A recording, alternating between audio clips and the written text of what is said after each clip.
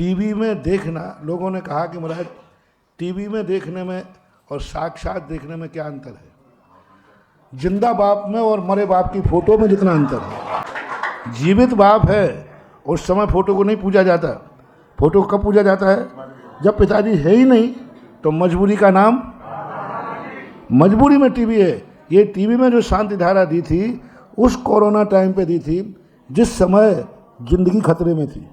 मंदिर जा नहीं सकते, मंदिर में अभिषेक कर नहीं सकते, इसलिए उस समय के लिए टीवी थी। अब यदि तुम शांति धारा के मंदिर खुले हैं, मंदिर में अभिषेक हो रहा है और टीवी शांति धारा में देख रहे हो और मंदिर जा सकते हो, तो मामला गड़बड़ है।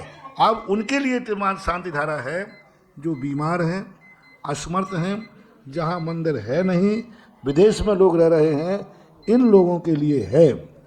टीवी वाला तो टीवी के हिसाब से वो तो गलीमत है कि आपका जैन टीवी है तो नहीं चल रहा है। यदि यही शांति धारा न्यूज में दिखाई जाए तो बीच में हर सेकंड के बाद वो विज्ञापन भी दिखाएगा। वो उसकी कमाई है। चैनल तुम्हें शांति धारा दिखाने के लिए नहीं बनाया गया है, चैनल पैसे कमाने के लिए बनाया गया है। आप किसी चैनल वाले से पूछिए चैनल काहे के लिए है? व्यापार है? तो वो तो ऐसे महत्वपूर्ण कार्य के समय जब बहुत अच्छा कार्य हो उसी में विज्ञापन दे देगा। क्यों? वो जा रहा है इसी समय तुम्हारा विज्ञापन चलेगा और उसका पैसा ज़्यादा मिलता है। तो वो जिस रूप में सारे लोग पसंद करते हैं, क्योंकि उनका काम मूल पैसा कमाना है। उद्देश्य ये है कि मंदिर में ही जाकर के देखना चाहिए। और सभी लोगों को अब शांति धारा का महत्व इन चैनलों पर देखने का कोई मतलब नहीं है। वो आपातकाल के समय हमने ही कुछ चलाया था, हम नहीं बोले थे, लेकिन अब आपातकाल के चलाए हुए लोग आज भी टीवी पर शांति धारा देख रहे हैं। आज भी लोग शांति धारा देख रहे हैं।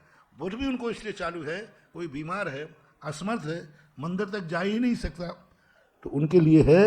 बाकी सभी लोगों से आपके प्रश्न के माध्यम से है कि ओरिजिनल मंदिर की शांति धारा का जो शक्ति है वो उसमें किंचित मात्र भी शक्ति नहीं है।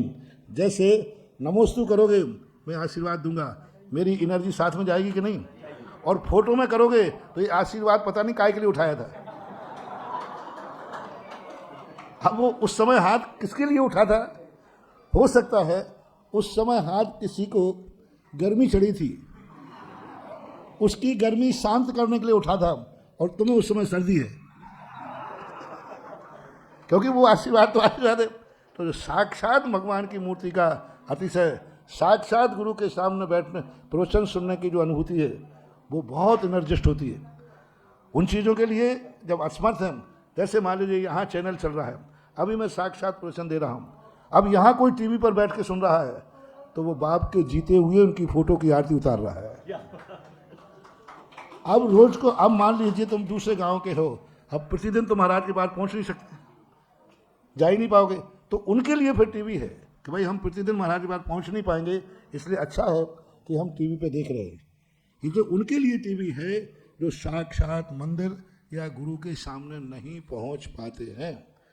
इसलिए मजबूरी को आप मार्ग न बनाएं और ये भी देखें कि टीवी चैनलों का व्यापार है, ना का उनका धर्म है। दूसरी बात, हाथ लगाने की जो परंपरा है, जल ढालने की परंपरा, मैं कई बार भूल चुका हूँ। हाथ लगाने की अपेक्षा हाथ जोड़ करके खड़े होने पर बराबर तुम्हें पुण्य का बंध होता है। अब बीच में कई बार जल ढालना पड़ता है, क्योंकि जल की कमी हो जाती है, तो वो पूर्ति तो करना पड़ेगी, नहीं तो जल बंद हो जाएगा तो खत्म हो जाएगा। ज़्यादा भारी यदि कलश उठाते हैं हम तो कई बार उठाने वाला उसके हाथ कांपने लग जाते हैं।